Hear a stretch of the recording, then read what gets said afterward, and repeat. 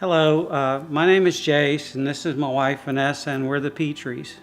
I had continuously been watching the San Jacinto River Authority projections of the San Jacinto River crest, and when I realized how high they were predicting that the water would get, and so I told her, I said, there's a good possibility we're going to take some water in our neighborhood, but we didn't know how much. I already had a plan as to what I did not want to lose and went from there.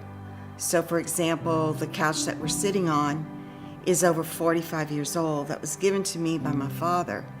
And the first thing we lifted was this couch. We were able to get back into the house on Thursday morning, and as Vanessa mentioned, we didn't know what to expect, but walking back into the house, was a really hard experience, and just seeing, what the damage that the water had done, and all the work that obviously we were going to have to do to, demo everything and to rebuild. It was so overwhelming. Emotionally. We were able to secure a very, very reputable contractor early on, which was to our benefit. One contractor came in that we had experience with in the past, and then in walks two other individuals, and that was Kyle and VA.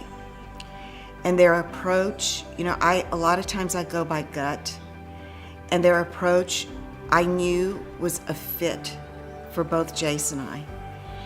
And layered on top of that was our neighbors had used them before and we're going to use them again. So that was another level of credibility. And so Jace and I decided, our gut said go with them. I felt emotionally, I felt cared for by them. Jeremy was on this street every day because LRG did 5 homes on this street, and just his heart and his compassion, and when I would get revved up, he just knew exactly how to settle me down. And I just didn't have to.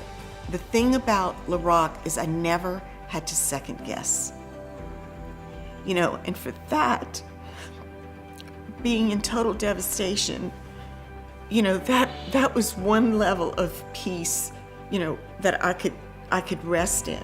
It was that we made the right decision in a contractor. And once we got things going with them and understanding how all this is going to work, I was able to just, kind of move on and say, okay, let's move on to the silver lining. We now have a truly custom home.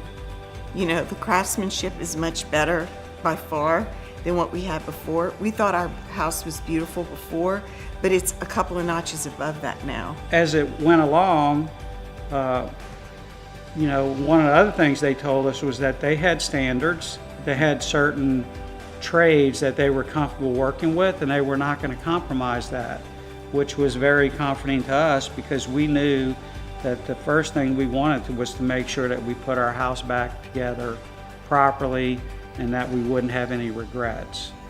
They took care of us.